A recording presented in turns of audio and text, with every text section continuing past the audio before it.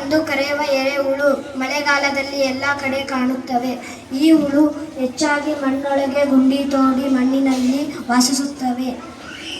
ಎರೆಹುಳುವಿಗೆ ಕಣ್ಣು ಕಿವಿ ಇರುವುದಿಲ್ಲ.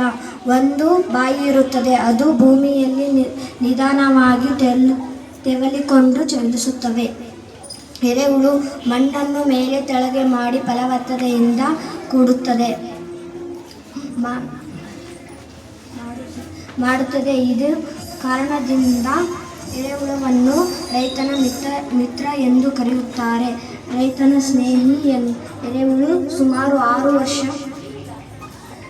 ಇತಿಹಾಸ ಹೊಂದಿದೆ. ಸುಮಾರು 6,000 ರೀತಿಯ ಎರೆಹುಳು ಕಾಣಬಹುದು. ಎರೆಹುಳು ಸಾಮಾನ್ಯವಾಗಿ ಅಂಟಾರ್ಟಿಕಾ ಖಂಡದಲ್ಲಿ ಕಂಡುಬರುವುದಿಲ್ಲ, ಏಕೆಂದರೆ ಅಲ್ಲಿ ತುಂಬ ಚಳಿ ಇರುತ್ತದೆ.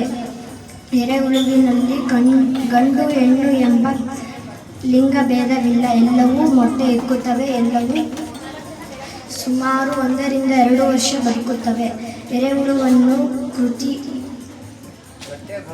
ಪ್ರಕೃತಿಯ ನೇಗಿಲು ಎಂದು ಸಹ ಕರೆಯುತ್ತಾರೆ. ಧನ್ಯವಾದಗಳು.